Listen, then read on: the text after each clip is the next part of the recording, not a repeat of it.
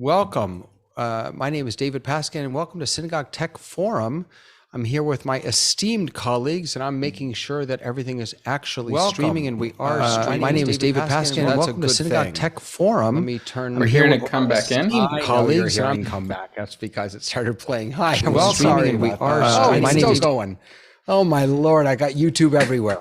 It's all playing. Hi, everybody.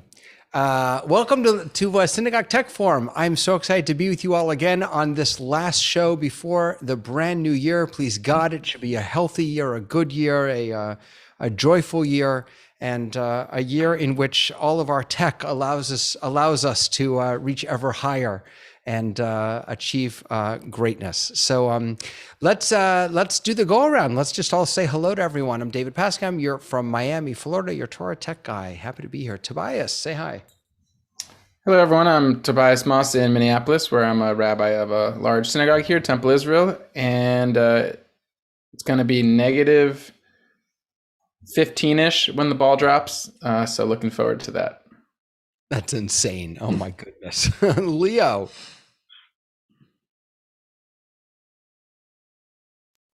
Hi, I'm Leo Mindel from Pinner in the UK. I get involved in helping various different synagogues set up their live streaming, as well as helping other Jewish organizations stream their live events around the world.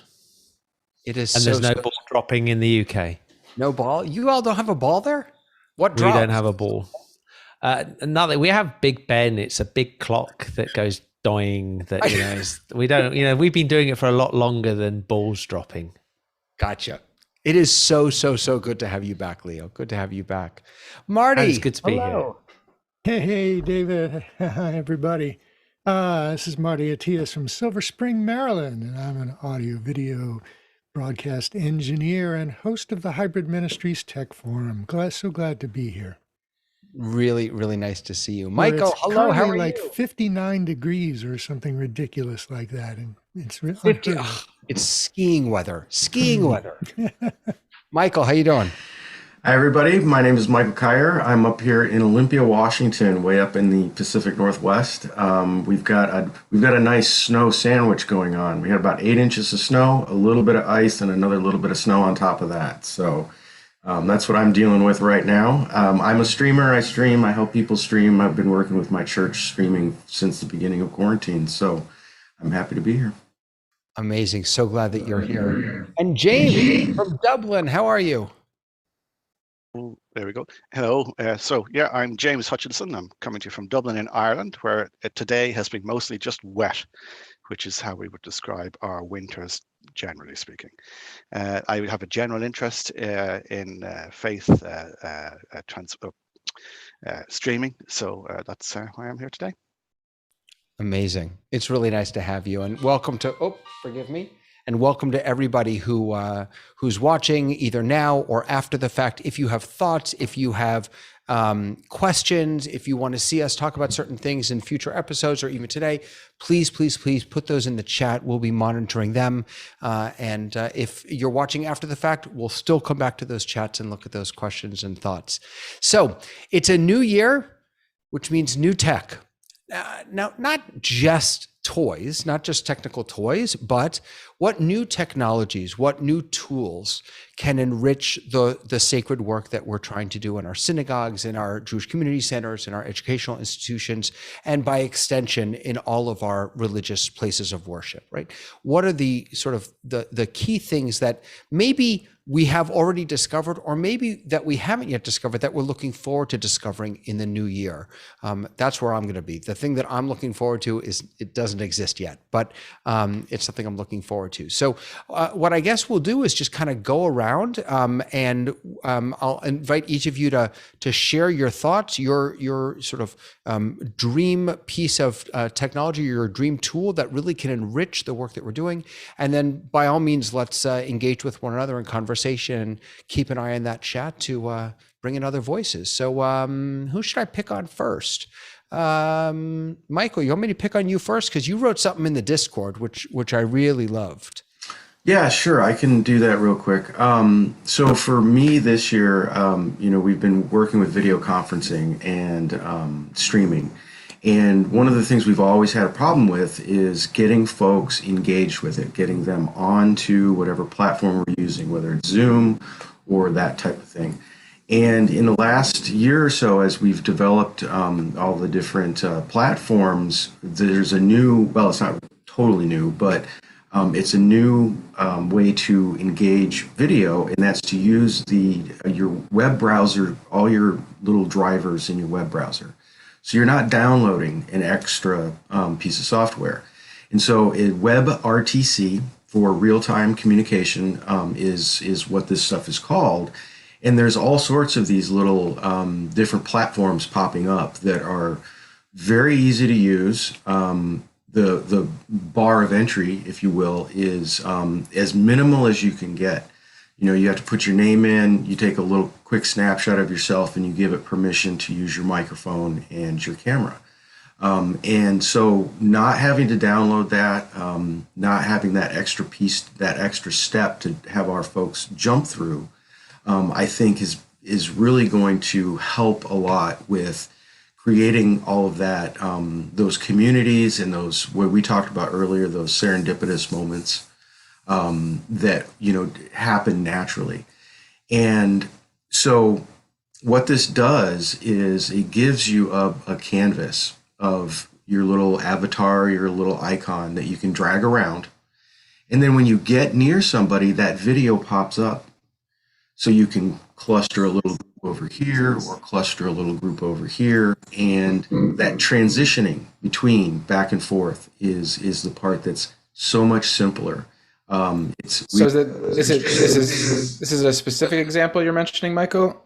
I've got two examples that I'm familiar with, Topia.io and then Wonder.me.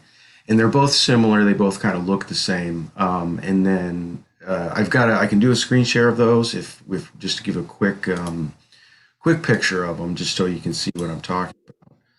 But so that's all it looks like. That's just a basic. You've got a couple little different areas. I've got my little icon right here that I can drag around. And so when I come into proximity to somebody else, my little video is going to start up. And then I can have that audio, that video, right? And then that's Andrew. And I can drag away from Andrew or, go back to that. That was a pre-recorded video. But all of these sites are essentially the same. You've got this very simple user interface. You can move your person around. This would be, like a breakout room in Zoom. It's very similar. And then Topia is the same general thing. It's very similar. You can add an image to the background or little, cartoon things to kind of make that a little bit nicer looking. But they're both essentially the same. And they're a little bit more limited than Zoom. They don't have quite the same robust presentation, controls in there that you would have with some of your more dedicated broadcasting software. But as far as a very easy way to get some folks into a video environment, this is something that I think really has a lot of potential in the coming year. Michael, I see a question coming in from a often panelist, Rabbi Milstein, of whether this works on phones or tablets, these kinds of platforms, or whether you'd have to have someone coming in from a computer. Right. So last year when Wonder was going through their initial buildup of this, it was only available on Chrome and I can't remember. I think it might have only been available on Chrome. And so it was not available on your mobile devices to begin with, but they're building towards that. And part of it has to do with the limitations of the drivers within your browsers. So they're trying to, gradually build into those additional platforms. So at this point, depending on which platform you're looking at, whether it be Wonder or Topia, they are limited to some degree as far as mobile. And by the way, I was leading a service, I think it was last year, and I had found one of these. I think back then I was using spatial.chat before I found wonder.me. And after the service that we did in Zoom, I invited everyone to join me in this new space where we could all move around. And it didn't dawn on me that the vast majority of my participants and my congregants were using an iPad to join our service. And so that immediately left them out of this experience. They are getting better. These sites are getting better at the mobile experience. I'll just throw in one more, Michael, that I've been using a little bit. It's called Reslash, app.reslash.co. And what I did is I actually just in Canva created this background. So I made an area for just schmoozing, an area for lounging around, an area for cafe. What you showed in the different zones that some of these things use, they're nice, but they're also limited. You can't sort of customize where those zones are.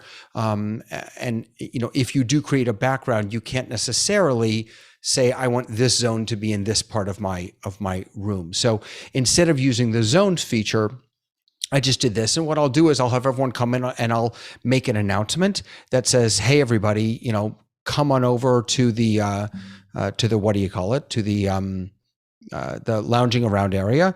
One of the things I like about this is that you can actually see, I don't know how well that comes through, but you can kind of see your radius of how people are going to hear you when you get closer to them by just hovering over your icon. So you can move yourself around, you can zoom in or out, to go around and see the different space that you're in. And then I could say to my students, which I have in the past, all right, you three, why don't you go over to the cafe and work on X, Y, and Z? You two, why don't you head over to the just schmoozing area and we'll stay here. And then they can go there. I can still know that everyone's in their right areas, but I can't hear them because they can only hear themselves. And of course, on these, the video also pops up on most of these when you're in proximity to people. David, with when you've done it with students, you mean younger folk or adult students? These were middle school. And did they hop to it? Did they understand the system pretty intuitively, or did it take some? No, they pretty tutelage? much figured it out. They pretty much figured it out. Different systems work differently. I don't remember if it's in Wonder or Spatial Chat where you don't actually drag your icon, you just point to where you want to go and then your icon moves over there. So they work a little differently, the different systems. So you do have to get used to it. That's why I put on the whiteboard over here, sort of the instructions on how to navigate your way around. But it was, you know what, it was different. And that, I think, especially for kids who had been stuck in Zoom for so long, that just having something a little different felt good. I've got a very similar one that I think we talked about this before, which is GatherTown, which I'll show you GatherTown really quickly here. Hopefully you can see it. So I did this for Reshet, which is a conference for youth leaders in there. So they open up, there's a help desk for them to be able to see things like the program. So you press X and you can actually see the menu. I haven't been in it for a while, so it's going to take a little bit of time to open up, but you can see, it tells you what the program was on the February. There we go. And then my icon, it's a while. So they walked around here, they walked into the actual conference center, and this is where it's really good. So you go into the conference center and the program is held in these different rooms. So if we go into, say, the learning loft, they go into the learning loft, and the minute you step onto these green seats, your audio, you can hear everybody who's in any of the seats. So the way they go up to the Q&A, the minute you stand on like a little microphone thing or a speaker, you're heard. So if you want to, if somebody wants to ask their question, they all have to line up and stand. The next person standing on there is the next person that can be heard in the room. So it's just, but the speakers all the time could be heard because they're standing. So, you've got 5 speaker slots in there. You can then say to them, go off in a breakout room. And again, you can see that as you see, I move to an area, the carpet changes slightly, anybody who's standing on that carpet with me hears me. So it's like, that's how you create the little room areas. And then when you're on the carpet, you can press X. This is the way you Don't know if it's going to come up with something that you don't want it to come up with. No, that one hasn't running. I don't know if any of these are still. It's a while since you saw. It's a while since I brought these up. No, they're not showing. But you can all share a whiteboard, which is actually a joint shared thing. So going back to the program, if you look, it said in the program that it starts off and it's like Horizons Hall. So the first track is in the Discovery Den, Learning Loft, and Mind Expansion, Inspiration, and then you've got different tracks each all the way through the day. So you could spend the time in here, or you could go into the Inspiration room, which has got all of its breakouts, and it's there, and they're very similar rooms, all 4 rooms. I think though the big one is the Horizons Hall. Got big, where you've got many more people can sit in it, and they can, anybody sitting in this room, the minute somebody stands on any of those points, the whole room can hear. So you hear, everybody hears the people who are in the room. So we just built this, and it was hugely successful. And it would be nice to see. It's built on that same technology that you were talking about earlier, Michael. And it'll be interesting to see the take. A lot of people of a certain generation didn't like the cartoon feel of it. That said, a lot of people of another generation loved the cartoon feel. So like David was saying, you've got to find your audience. One of the things seems like a great way to do like committee staff retreats, where you're going off for a day or two to plan the rest of the year. We do these retreats every once in a while. All the committees get together, or the staff, and they go off and they do a planning meeting once a year, or even for even just coffee hour after services.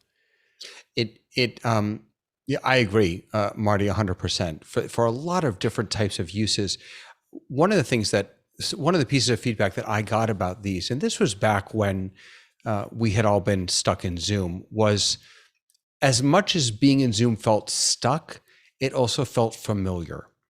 And there's something to be said, as much as I'm all about change and growth and new things, a lot of people really just want to go to a safe place. And Zoom felt, I think, for a lot of people, like a safe place. I was able to just jump into Wonder. So this is Wonder. You can see I have the same exact background here, but it is different in the way it works. So I just want to show you, this is the one where you can see this is my icon over here, and you point to where you want to go and it follows your mouse. It'll also kind of scale the room around. And when you get close to someone, this is just a pre-recorded video, not a real person. It will bring up their video up on the top there. Just so you know, you can see this is a private circle. You can make it private or not private. They've really done a lot of work on these. I haven't been in these for a while. You can chat with everyone. You can chat with everyone in your circle. You can do a private chat to individuals. These are really neat platforms. One of the things that, Leo, you made me think about was that there are a lot of people for whom having their video on all the time is something they don't want to do. They struggle with that. And so using something like Topia or Gather.town allows them to be present. So it sort of feels a little metaversy, right? Where we have avatars as opposed to our own people. But exactly. Yeah, one of the things that was also we found with GatherTown, as just last bit I'll show you, is that when we were doing it, we started by having Havdalah on the beach. So for those that don't know what we're talking about having a candle lighting festival at the end of Shabbat, and we did it on the beach, and we were having, everybody came on the beach, they did the Havdalah there. A few of them went swimming, because you can go swim in there, you can get on the little podium and swim across, and it just breaks the ice of suddenly giving you that ability, because there's a lot of places in this you can walk around. There's even things they've built it all for you in GatherTown, but you've got arcade games that you can play. You can open this up. This gate, as soon as you press X on here, you've got like a Pictionary game. I don't know. So I'm just going to start it so you can see. No, it's not going to start. It's a while since I've used them all. So there's lots and lots of features, and it enables people to. It's quite fast how certain people can react and understand the difference of that. They can put themselves in that. They can make the gap on that 2 dimension to where they are in their life and things, and how to interact. And you do get used to it.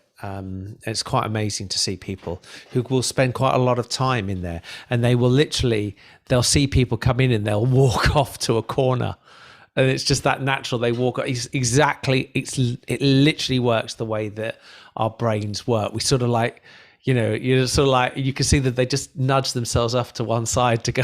It's like walk out of that conversation, but it's good. It's good. And we're down to use it for. Reshet want to use it for their event next year as well. So, that's great. Nice. But it's great things, these, Michael. Yeah. Just to synthesize this, and I think, right, I think when we first got into this era, we thought the most important thing a synagogue does is services, and clergy and staff poured a lot of energy into figuring that out. And there's still more energy to give to that. But I think a lot of these resources are probably not for services on a traditional basis. Like David said, people want familiarity, and Zoom has gotten there. But for all the other things that a synagogue does, which we know are so core, and we haven't fully replaced when we have to be online, or all the different ways that things are playing out right now, these could be great tools for youth group, for camp. I love the staff retreat idea, because also that's enough time to like learn a new platform and feel comfortable with it if you're really on it for 2 work days straight or whatever. So I think as we think about all the other things the synagogue does besides services, live streaming, and Zoom, that makes a lot of sense. Tobias, I think you've hit on something really important there that I didn't realize, and thank you for mentioning it. Youth clubs. Most synagogues in the UK have been running youth clubs for a long time. And, they come and wane, and, just chill out times, not massively programmed, not heavily programmed, but stuff that young people can do. And they're not happening. And it's like, you say that we're meeting in Gathertown, and it doesn't have to be every week. It can be once every 2 weeks or whatever, or every 3 weeks. And you can there's ways to arrange pizza to be delivered, etc. And it's just fun. It's just use the computer for fun in a semi-religious environment. But, just do that, because these kids are going to have missed out. That's the bit that you suddenly work out. They just never did that bit. They never did the chill out bit. Yep, absolutely. Absolutely. Thank you, Michael, so much. Wow. Oh, you're welcome. Leo, do you want to share with us what Sure. So I'm going to go a bit more technical in a way, but I'm just going to cover something, and which is, my big thing this year, really, if you say to me, I just go up. I want us to go up. I want us to not be a novelty. I want us to be mainstream, that what we're doing is seen as the real deal. And there are ways to do that. I want to get past that. Well, we're just connected and it works, and aren't we clever because we connected? And I want to start saying that has to stop. We have to start looking better, sounding better, acting better. And there's lots of things on there. And one of the big things I have, and I've shown these pictures before, I've shown this on here before, and I've gone straight in. I'm literally on a synagogue at the moment, and I'm looking at their setup for vMix. And my wish is that everybody that does their live streaming stops using OBS and starts using vMix. And there are lots of reasons for it, but the key thing is that the look and the feel of your live stream will look better. On the right hand side, you're looking at the live event, and you can see that it's got branding on it. You can see that it looks nice. Now, you may turn around and say, but that doesn't look like a synagogue. It doesn't look all crappy and broken-y. And it's like, yeah, but why do we have to do that? Why do we have to always look? Sorry, that camera's turned off because the curtains are closed. Why do we have to look like that? Why can't we look really, really good? And the big difference is that you've got to get something like vMix, and it does cost money, but so does painting the walls in the synagogue, so does having lighting, so does actually turning the heating on so that it's not freezing cold. Although I think there's lots of women's galleries at certain synagogues that think it's supposed to be freezing cold. And I want it to be good. And I think investing in time and effort and to go into this sort of movement so that you can actually sit there and play videos, and I'm just going to pick up a video here and I'm just going to cut that across, and it just plays the videos that you've got, and it's got all the liturgy is on the left hand side, and you've got everything in there. I just want to be looking at that in the future rather than just looking at what some of the things we see at the moment.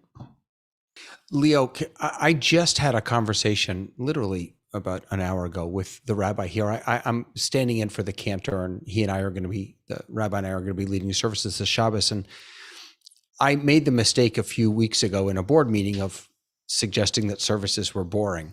And so he said to me, "You're here this weekend. What do you want to do? Let's do something different." And we use vMix. And the first thing I realized is that we are limited in how we can get creative in physically with, moving around, being in different places because of the way vMix is set up. Now, we could go in and we could change vMix. We can pan, tilt, zoom the camera. We could do all that. The only thing I want to share is that when you're doing these setups, don't set it up for this is how our service is going to look, even if it's pretty. Create a system, build a system, and vMix is a great example of a system that is infinitely scalable. It can be changed, it can grow, it can move, you remote in like Leo was just doing, because hopefully our services and our offerings will continue to change and grow and be more dynamic, and we want our systems to do that. So for all the synagogues that just kind of plunked a few high-end cameras in and then just have them statically looking, it's really important to think about future-proofing and using tools that allow you to be flexible. Okay. I don't agree with the word future-proofing because I never agree with that word. It just doesn't exist. There's no such thing. But this is sort of thing when I have discussions with Marty, who's been doing this a lot longer and has got less hair than I have, about how the audio and video of these things has changed dramatically over the period of time. And in the time we all worked in this industry, TV production. We're losing you, Leo. Yeah, I'm not sure if it's just me, but we're losing your. See me? My internet's gone unstable, so let me just see why it's gone suddenly. I don't know why I've got my internet's gone unstable, but you look at what's happening in the future in there, and you look at how things have changed dramatically over the last X number of years. And that to me is where we're both going, and seeing how this whole stuff, we'll look back and we'll say, this is what we've done in 2 years. We've grown massively, but where we will be in 20 years is going to be even more, because it's a migration. I'm going to change cameras because I'm losing frames very fast. Go for it. Now, just one of our, someone who's watching, Facebook user, we don't see your name, I'm sorry, says we use the PTZ presets rather than the vMix position so the scenes aren't anchored to specific camera angles. Yeah, so you can have that flexibility within vMix, you can have it within your PTZ camera setup. I only bring it up because, and I apologize for saying future-proofing, I only bring it up because, I wanted to suggest to the rabbi that we both sit together as opposed to stand behind the amud, behind the podiums. And I'm not a vMix user, so I don't know how to do that. And the guy who does know how to do that, the cantor, is the one who's away. So I guess moral of the story is have systems that are flexible, but also have people on your team who can share knowledge and allow, and have more people be engaged in knowing how to create those systems and use them to the best effect. Fantastic. All right. I'm an eCam guy, but I'll give vMix a thumbs up anyway. Now, Tobias, I'm waiting for you because I know you're an OBS guy. So Leo just told us all we're not allowed to use OBS. What do you say to that? I will accept that. I'm not married to OBS. It was just my first love. but it's a good experimentation place and has its use. All right. There is someone is also saying here that they start from StreamSpot to OBS.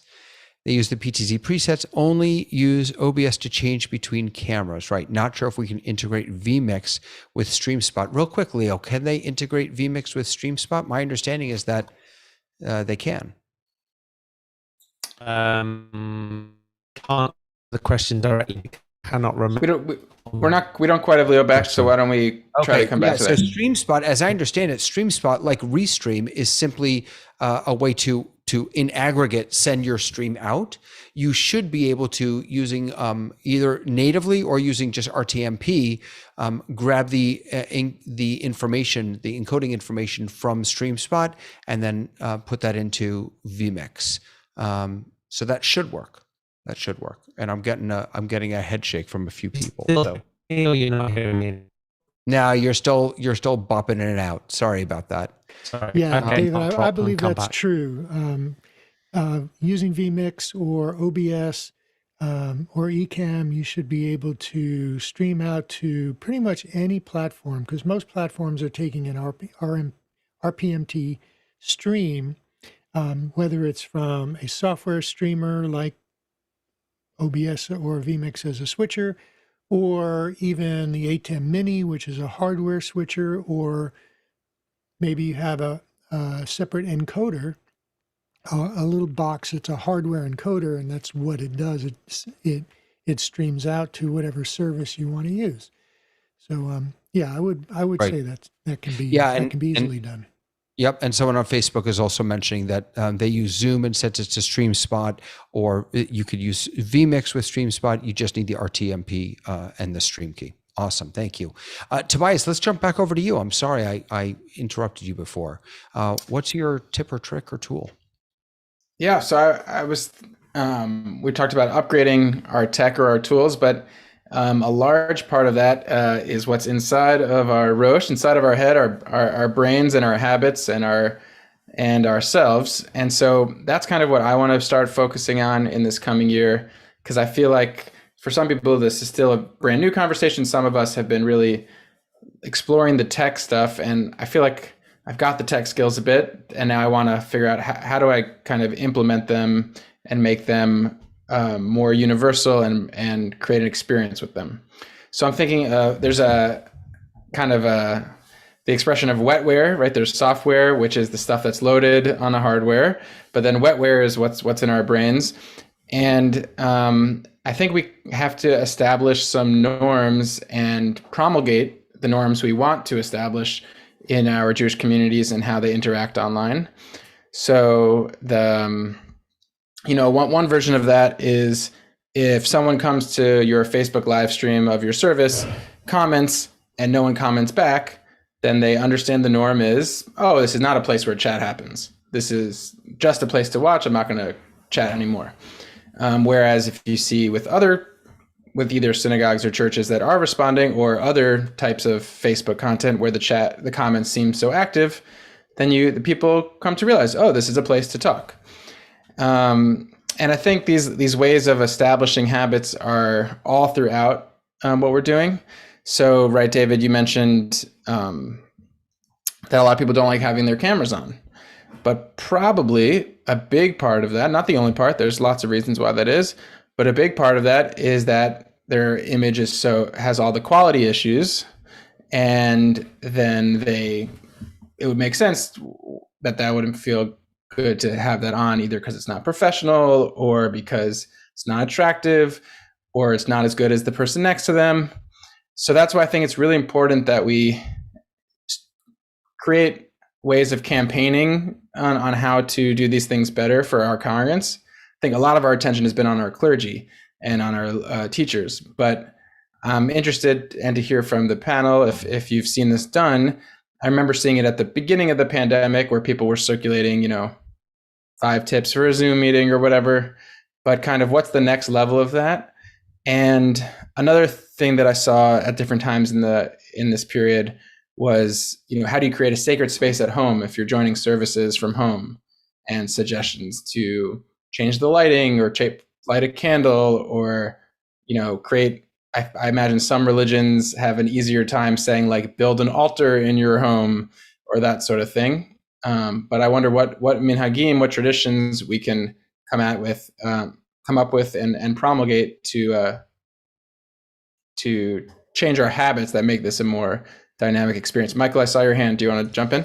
Yeah, real quick. That for me, a lot of it is our moderators, are the folks leading the discussion. Are the next step up for them is to really send that information out. Whether it's a small introduction at the beginning of what we're doing, or encouraging those chat messages, or whichever it is engaging those moderators, getting those moderators more comfortable with engaging with the video so that they can help guide the audience or the participants into those behaviors, into those habits of, hey, everybody, this is what we.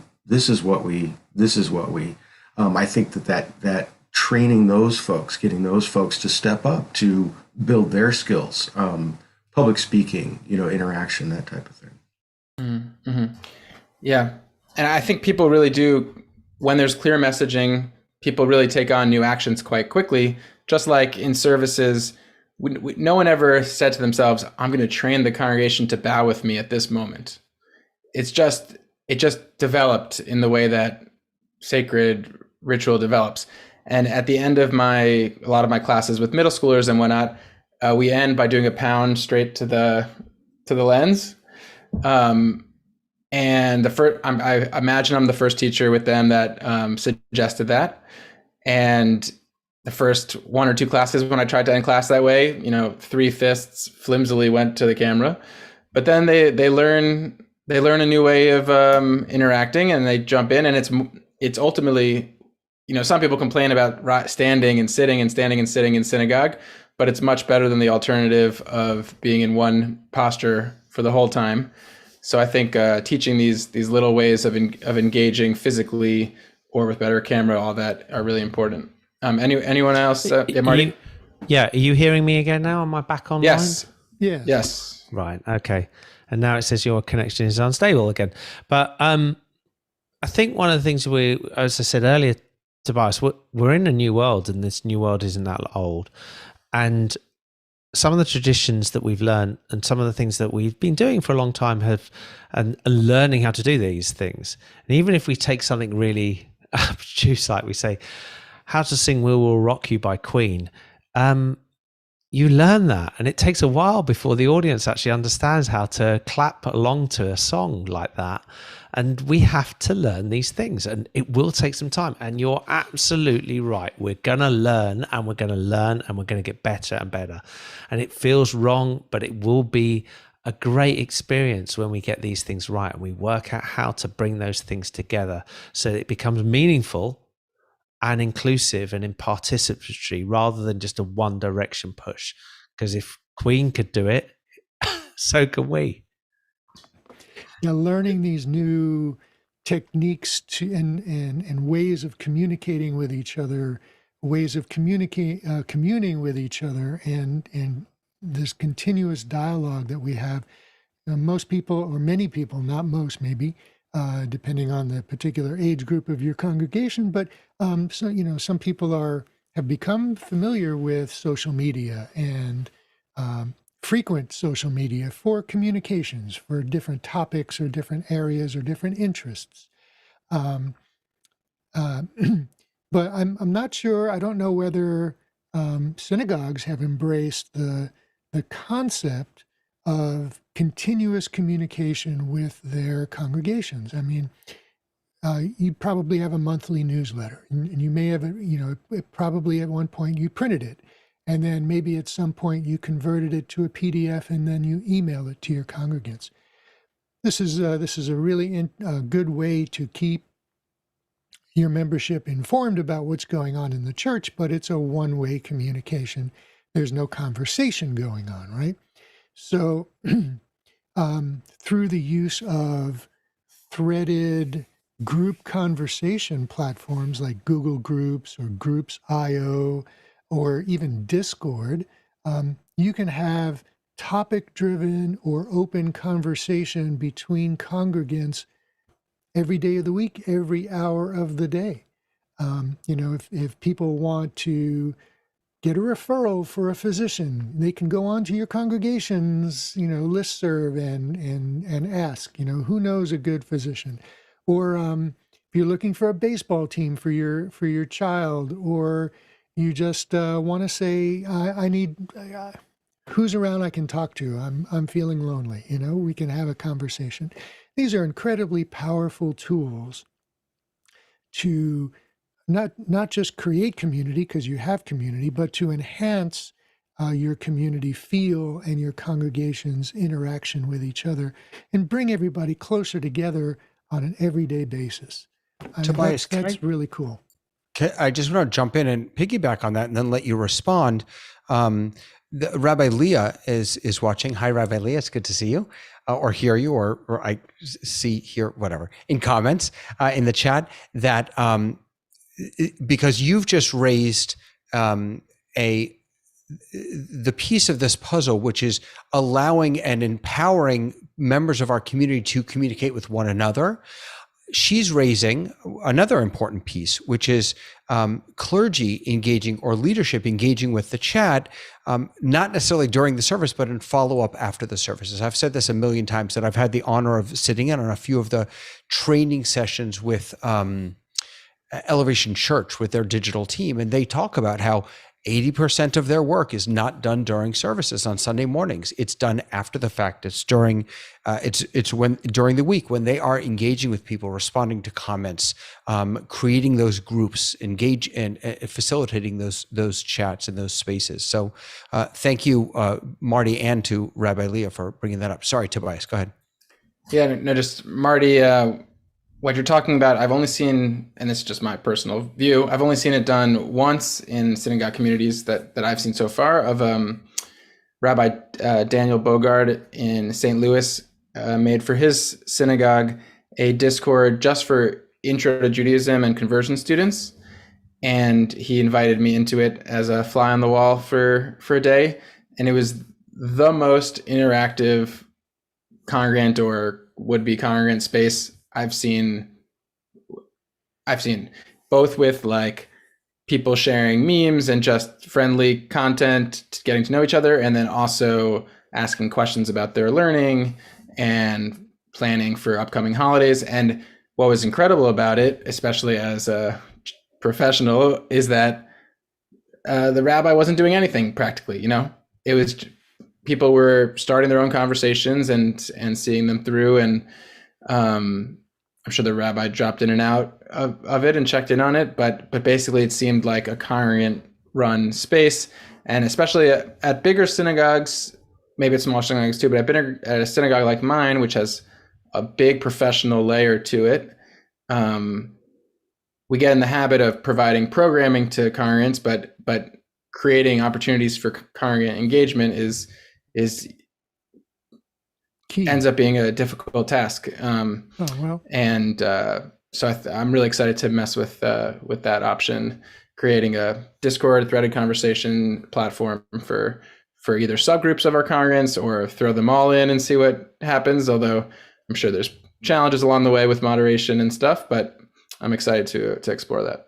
Yeah, Rabbi Leah is using WhatsApp groups in to the same effect. I think Facebook groups are fantastic. Discord, in my community, we use Slack for our leadership.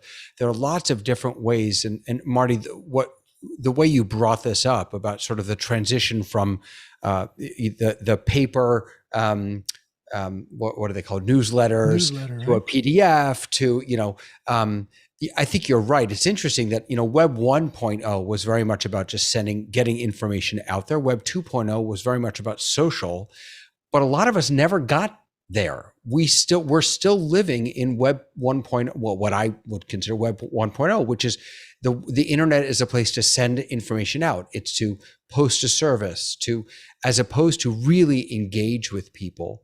And there are lots of tools to do that. Go ahead, please. So David, would you argue then is what we're doing now, Web 3.0, this whole broadcaster media, this interaction where you're actually live, because 2.0 was about live text, or, it's content on Facebook, and it was Twitter, and it's things like that. But with the advent of where we are with this, and where we are with Snapchat, and where we are with TikTok, and where we are with other things, where we're creating video in a highly customizable and live thing. I'm just throwing it out there, and maybe it's not a subject for now.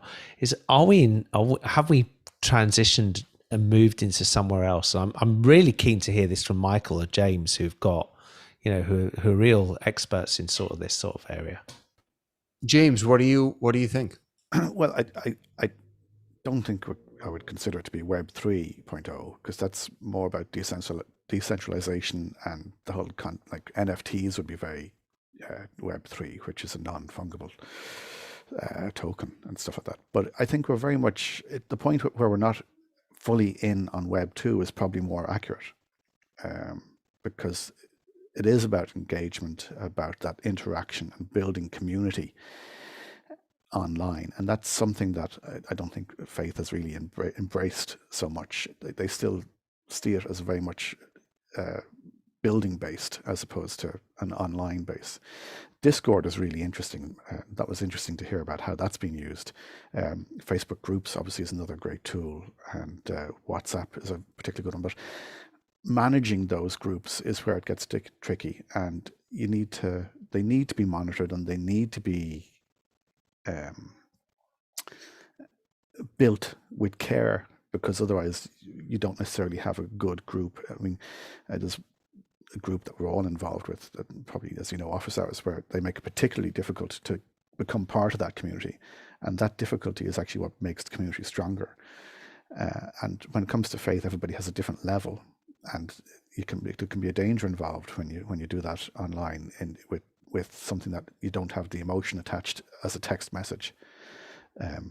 So I like the idea of interactions whereby they're moderated, and there's somebody who's bringing people along and forming those habits, good habits, healthy habits of how people can interact with each other. I particularly like that idea of the fist bump. Little things like that help to engage people and bring them and make them feel bonded together. And it's about building those bonds and building that community that I think Web 2 is very much, and I think that's still where we are today.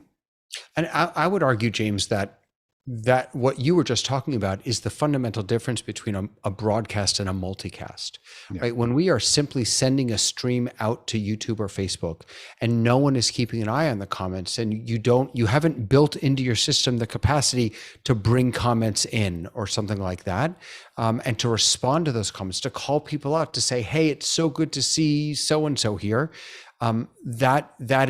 That's a broadcast. That's one way. It's not interactive. It's not engaging.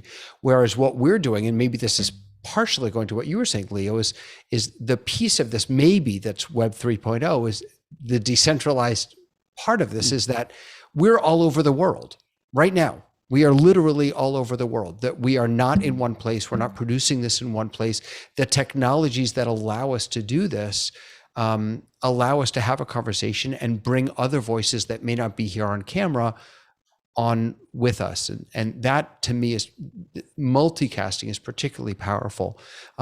I will also just point out in response to what you said that I have already had to block a few comments in here. And so we need to start thinking as communities about staffing, about the priorities of our staff people. How are we going to appropriately staff the ways that we're pushing this engagement out and bringing people in digital space? We have to not only train our leaders and our rabbis to do that, but we also have to give them the time and the capacity to do that. Sorry, Tobias. Michael, were you trying to jump in also? Well, other than to say that to go back to the training the moderators, it's also the settings in there, the automatic filters for language, and so that's another step in this is back to the technical aspect of this. So as far in the front of things as we're thinking of things, a lot of folks are still just getting into this.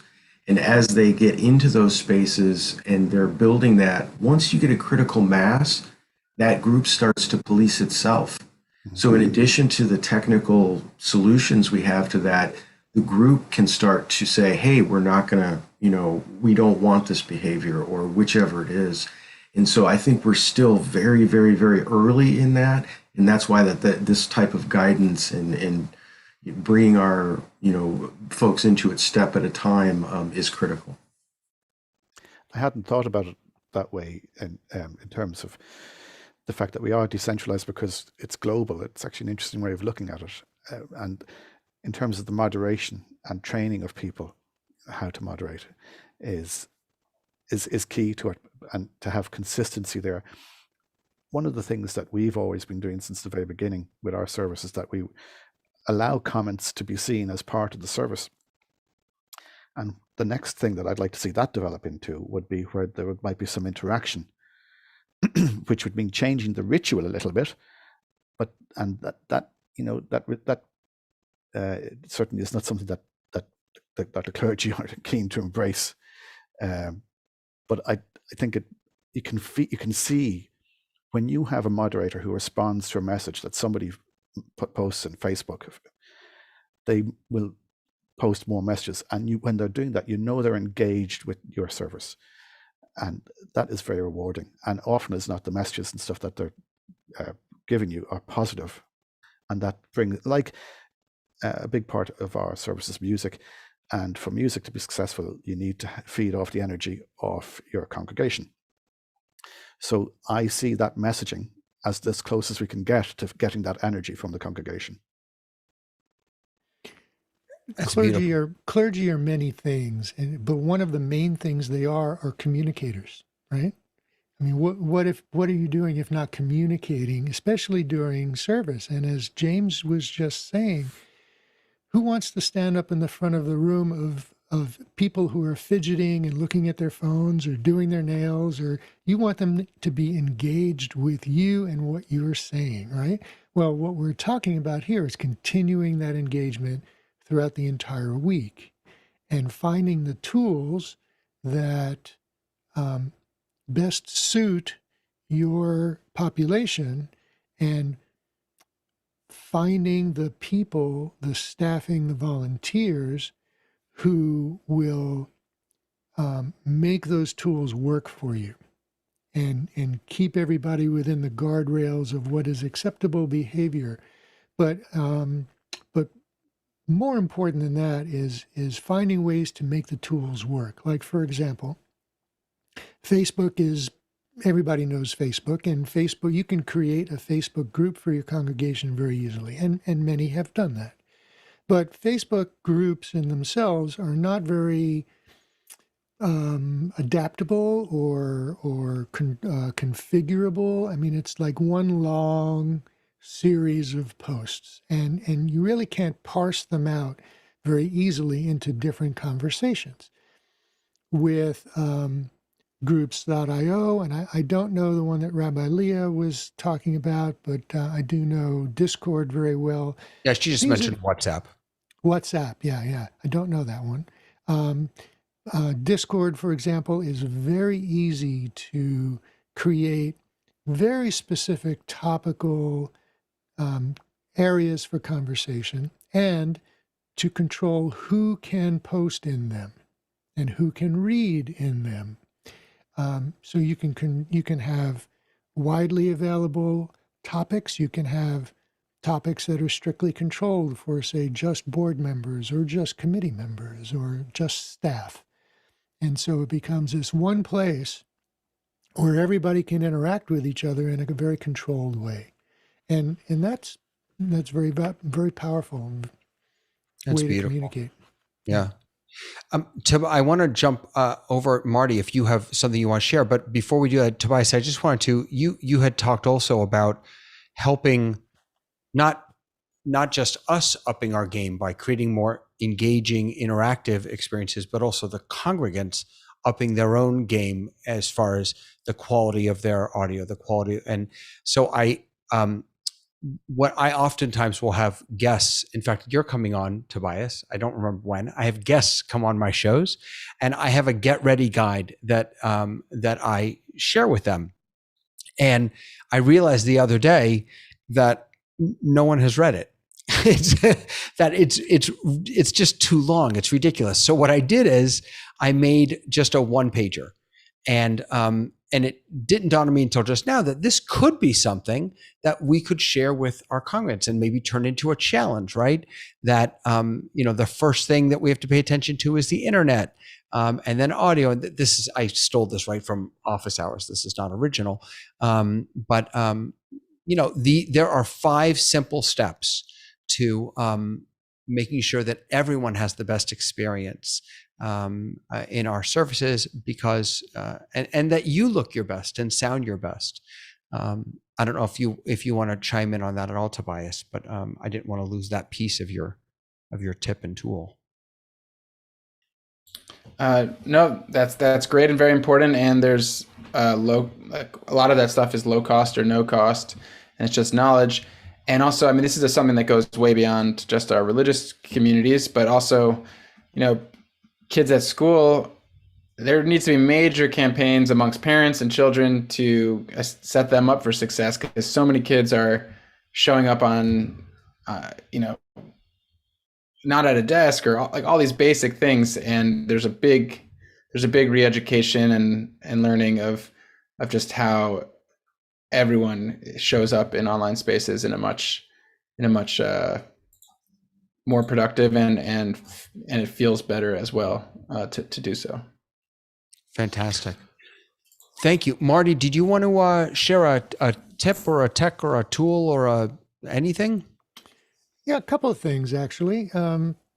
So on last week's Hybrid Ministries show, we talked about how you can use Stream Deck and Companion to automate a lot of processes for video web streaming. And I don't think that enough people have really explored that deep enough to really simplify all of the different things that need to happen during a service when you're trying to produce it for a webcast. A lot of people who have PTZ cameras have taken advantage of presets. But how do you access those presets? Is it a button on a screen that you have to find with a mouse and go through a menu? Is it a hardware piece where you have to push a button? How do you then switch from one camera to another? How do you mute and unmute channels on your audio mixer? How do you bring up graphics? How many different steps does it take to do each one of those things, and how many of those things do you need to do for a single transition from one segment of a service to the next segment of a service? And how can you reduce the number of push buttons or mouse clicks or moves or some to a bare minimum, and automate all of those things to maybe the push of one button, right? And how many different devices can you gain control over?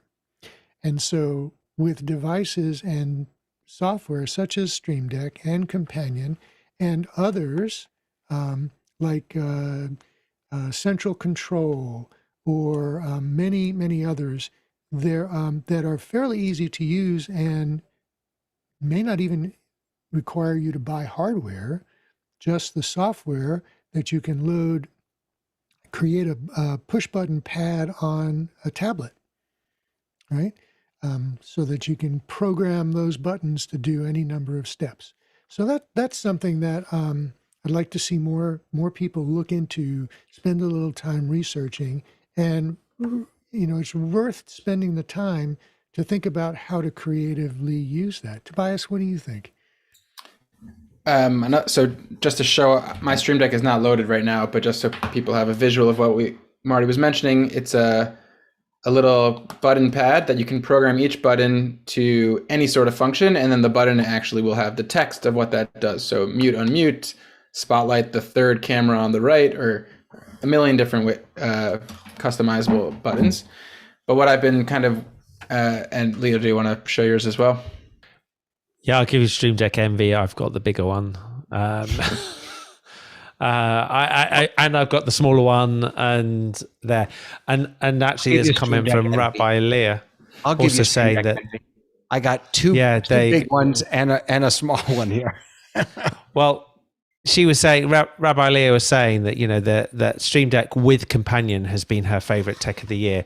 It has with vMix as the driving, vMix is the bit that's the center, but the Stream Deck is the bit that actually drives everything. Everything that Marty has mentioned is true. You know, the Stream Deck just changes the monotony of doing things, if I pronounce that correctly, so that you actually deliver and you don't worry about it. You know, pressing one button that starts a video, it plays that video, it mutes everybody that shouldn't be talking, it brings everything in, puts the cameras back to the right position so that when you come back everything's done, and then it comes out cleanly at the other end. Just takes all of that thought process, because you did it all in advance and you tested it and you got it ready, and then you can just say next week, oh, we'll replace that video with something else, and we've got it ready, and it just makes a huge difference. Yeah, absolutely. And if you want to take a look at my screen, here is the Stream Deck. There's another thing there. Let me get rid of that.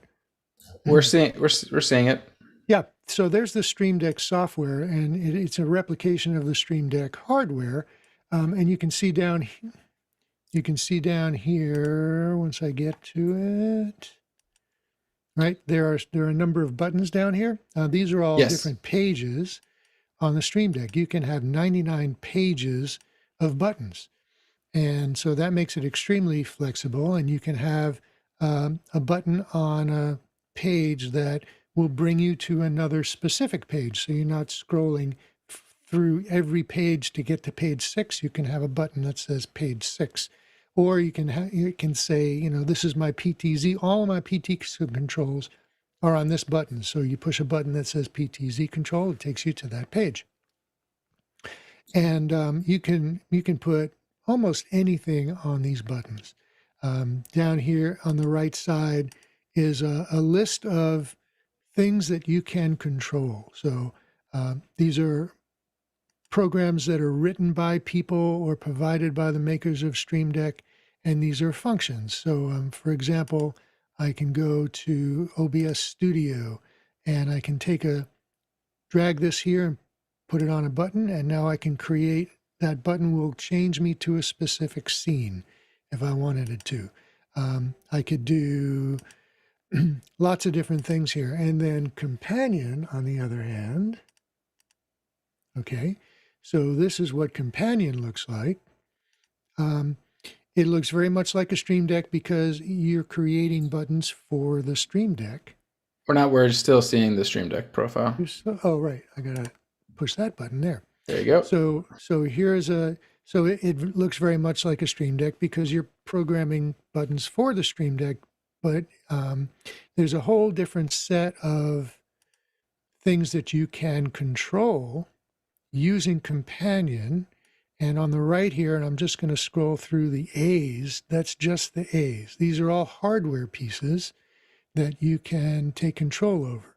And if I scroll down to the B's, you can see here are some of the Behringer mixers, Bird Dog cameras. You can go crazy all down here. Marty, all kinds of things.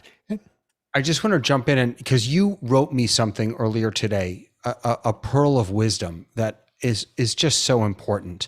I had been asking about a particular piece of technology and how simple it would be to implement for a synagogue. And Marty wrote me, simple systems can be complex to operate. Making a system simple to operate can be complex to set up. I don't know if that's you or if you got is Shakespeare, but you just nailed it. Is that a lot of, for me, I'll only speak for myself personally. I have not started using Companion and because it scares me. I feel like it's over my head. If I were to spend the time to learn it, the complexity of it, it would make what I'm doing so much more simple. Absolutely. And so for Absolutely. all of you like me who are afraid of some of this stuff, I feel you. I'm right there with you. And give yourself the time to learn these technologies, because even though they seem complex, they will simplify everything. Yeah, and I think although Marty's showing this stuff, there's too much in there for today. It is complex to look at, but once you get one button done and once you work out how to use it on Companion, it will make a difference. But you're right. It's the absolute classic learning to fish or buying it from the fishmonger. Yeah. And so the difference between the two, because people are probably wondering, well, Stream Deck or Companion, which one do I use?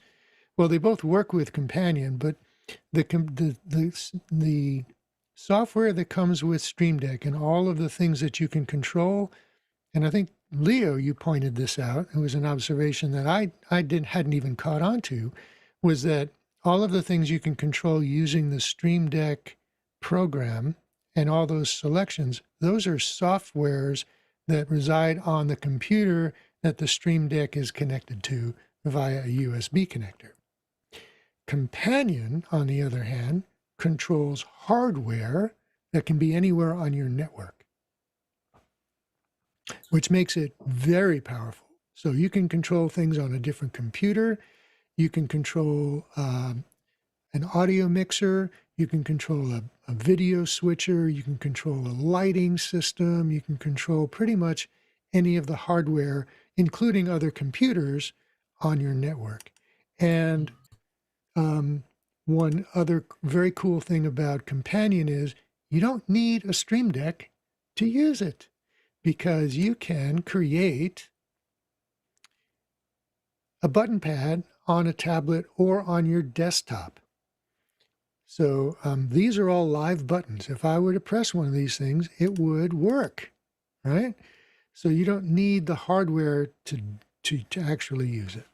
So the other thing that I wanted to mention, Before you jump ahead, Tobias, did you want to jump in real quick? Yeah. This is something I hope gets out to a broader audience, because I know we talk very deeply into the tech, but some of the solutions are simple and some of the solutions have applications besides kind of the techie stuff. So for example, there's synagogues have a lot of older staff that don't adapt to the new technology all that well. And using something like a Stream Deck to program physical buttons for new functions that staff members have to take on. And that way they don't have to learn the 20 button clicks to be able to do various things. In fact, we have a staff member who just really didn't know computers at all going into when the pandemic started. And we've been needing to remote into their computer to start their Zooms and either leave their mic unmuted permanently or have someone still remoted in to help them unmute. And I just bought a USB foot switch, which is just meant to be clicked on by underneath your foot. I think David has a more complex one. So I have one that's literally just one button, and I'm going to program it to the Zoom unmute function and leave it on this person's desk. And that way they don't need an extra staff person facilitating their participation in a Zoom meeting. So that's kind of on one extreme. But then I also think of all the accessibility possibilities of using these more tactile devices to help people connect while they're in the building, or just letting parents know about them. Or I'm sure there's a lot of discussion of this in accessibility circles. But these tools are not just for like the cutting edge, how can I do the fanciest thing? It's also can be about finding the simplest, like we said, using complexity to get to the simplest solution in the end. So that I'm excited to explore that further. That's great. That's great. Exactly. Marty. And that's so not everybody has the background or the information or even the time to delve into some of these more sophisticated technologies that actually simplify our lives. I mean, you could build a computer but most people just buy one, right?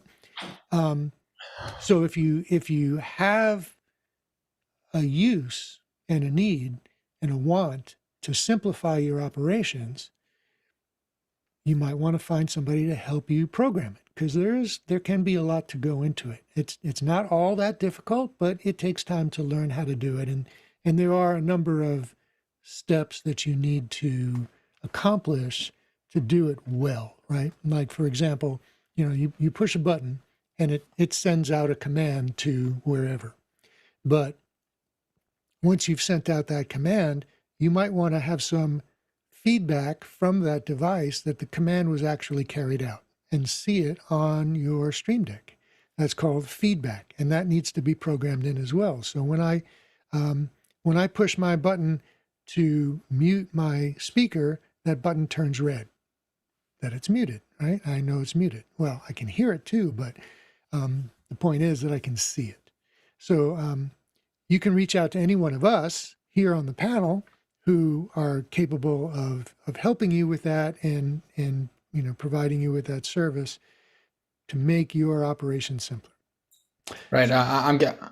David hasn't told me he'd charge me a penny, but I'm saving up thousands to ask him to set me up with the setup that he has when he comes into a call or a teaching, with your unique share screens and all of that. And I'm sure that took graphics and such. Yeah. Graphics took you hours and hours to develop and to learn how to develop it. But if a rabbi hired you or invited you to set that up for them, I'm sure, your expertise can now help others. And so I think we need what I'm curious about, Marty, and for the panel is, like, how do people don't even know who would they turn to make this happen in their institution better, where we consider hiring a production manager, but do we need a production manager, or do we need more IT? Or it's such a hard staffing thing. Do we need a consultant to come in and boost us? I mean, it's another conversation, I know, but we're in this new world, and there are both tools and experts, but many people don't know the tools nor the experts. And you know what, Tobias, I think that a lot of synagogues are assuming that they have to spend tens of thousands of dollars.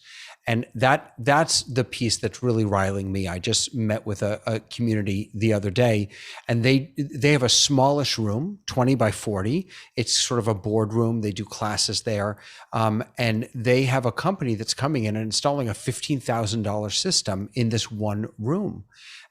With a switcher for $2,000 and 2 PTZ cameras. And I'm sure it's all great stuff. I'm absolutely sure it's all great stuff. But with just a little extra work, they could bring that cost down. They would actually know the technologies that they're putting in, so that they can then, if they want to move it to a different room, if they want to scale it, if they want to change it. I think that we need to really raise our expectations and our production values, but that doesn't mean spending tens of thousands of dollars. It means by being smart and taking time to watch YouTube videos, to talk to people who've done this before. Someone on Facebook is saying that small synagogues who are run by volunteers, they're really struggling. So, and I'm sure that's true in the church world also. James, let you jump in. It's really interesting. My tip was going to be to set aside funds so that you're not reliant on volunteerism. But thinking of what you're saying, and I think of Tobias in relation to this, Tobias's setup when he started off was so simple, a couple of $100.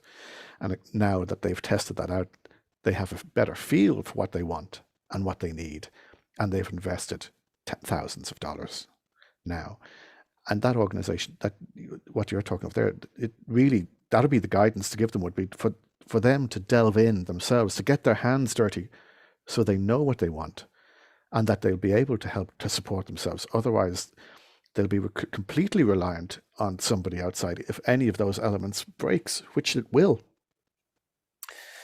So it is important for them to find somebody who's going to take on that role, or to volunteer. Yeah, to figure out how to spend money then. Yeah, the Encyclopedia Judaicas the prayer books, the chairs in the sanctuary, all of the technological tools, and those are all technologies that we used to do this work in the past. They're still there, and there are new ones, and we don't have to like it, but we have to use the tools that are available to us. We have to learn about them, learn how to use them. You don't need the fancy, you don't need this thing. That's right. I mean, let's not be insane, but there are really great tools out there that can enrich our learning and our teaching and our praying and our connecting. And if we choose not to take advantage of them, we're really missing out. I'm keeping an eye on the time. And if it's okay, I just want to share one quick piece, and then I'll stop talking and we can all kind of come back together. Recently on Facebook, in one of the discussion groups, someone, I believe they were out in California, asked if other communities were thinking about going back to online services, because I guess they were. I saw that. And I commented on it that I really hope that we reach a time when going back to online doesn't feel like a regression, when we can start thinking ahead and creating experiences that are both meaningful, inspirational, connecting, all of those different things, both online and on site. I don't pretend to know how to do that perfectly, but I do feel like in this moment, when none of us have any clue what's going to happen tomorrow. I mean, none of us thought a month ago that we'd be where we are today. No one. I didn't. You know what? Sorry, I'm not going to speak for anyone else. I absolutely did not. Never could have seen this coming. So both because we don't know what the future is going to bring, and because even if we can all be in our synagogues forever and ever and ever going forward, even if there's never another pandemic, there are lots of people out there that we can reach, that we can touch, that we can inspire, who don't live near us, or who have disabilities and who aren't able to travel, or who just don't want to get out of bed in the morning, but might turn on their phone or their computer. This cannot be a response to, oi, we have to go back online. This has to be, oi, let's embrace this moment. Let's make sure that we're creating experiences now, today, looking forward, that are just as meaningful, just as entertaining, just as connecting. And they might be different. That's okay. They don't have to be the same experiences. In fact, I think often they won't be. But that's my tip, right? My tech tip is, let's start not seeing online digital experiences as regressive experiences, as less than. I understand that in certain cases they will be less than. That's natural. Sometimes it just is better to be physically together. I get that. Well, they're different. They're different. Yeah. James, please. I couldn't agree with you more, David. And just thinking back to what Leo said about Web 3.0, while what we're doing may not be technically Web 3.0, it certainly is in terms of faith. Like if you think, we start with a sermon on a mount outdoors, then you go into buildings, and now we're going to our third venue, which is online. And that really is all it is. It's just a different location to deliver the new message, or to deliver a message. I like that. That's the name of our next show, Faith 3.0. Yeah. And you know what's interesting, James, is that you said, the mountain there's also a move back to the mountain, right? It's not as if we go from one spot to another spot and then we forget about the things that came before. Lots of people are finding their spirituality at mountains, at by the ocean. So none of this is everybody move your services, move your classes online and close your sanctuaries. That is just not what this is about. This is about how can we best reach the most people and create the most immersive, engaging experiences for those people. So I just want to bring up that, let's see, funding to hire sound techs for special services is so critical. Getting the sound right is so difficult for lay people. Yeah, it really is. I mean, Marty has done whole shows about that, but it absolutely is. And that was going to be actually, that's a good segue, because that was going to be the other thing that I wanted to bring up as new tech for the new year. And James mentioned it and Tobias mentioned it, is the ability to remote in, to do remote production. If you don't have people in your congregation that can or want to run audio or video for a stream, you don't have to. You can have somebody who is halfway across the country mixing and switching your stream by being able to remote into your equipment and run it from home. Right. Absolutely. Right. There is a there is a crisis right now in the synagogue world of finding people to help run all of this. There is a crisis of that. Crisis is probably too harsh of a word, but there is a challenge, and there's also a financial challenge, because to get really good people to run sound, even remotely, costs money, and synagogues have not created budgets. As I'm sure the same is true for small churches. They just haven't. They have not yet created budgets that reflect that necessity. But that's why we have a new year, new budgets, new tech, new tools. I'm so grateful to all of you. I'm especially grateful to Leo and Tobias, who had to jump off. But Marty, it's so wonderful to have you here, and James and Michael. Marty, you have a show next week? We have a show next week. Don't ask me what we're going to talk about yet, though. Okay. Fair enough. It'll be something good. It always is. That's on Thursdays at, is it 8 Eastern or 7? 7 p.m. Eastern time. Sorry, 7 p.m. Eastern. Great. Right. And that's at Hybrid Ministries. And James and Michael, we'll start with you, James. Where can people find you if they want to learn more or see your work? I haven't got anything really set up for today. But, I'll be back maybe again. And thank you very much for having me. It's been a real pleasure to be part of the panel.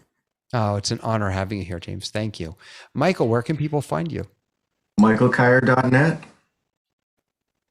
Love it.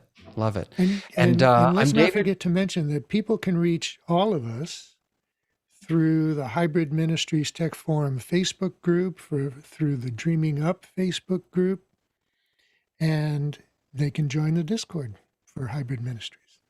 Absolutely.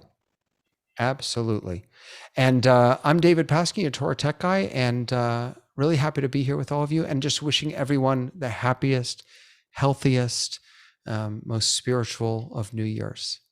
We'll see you all later.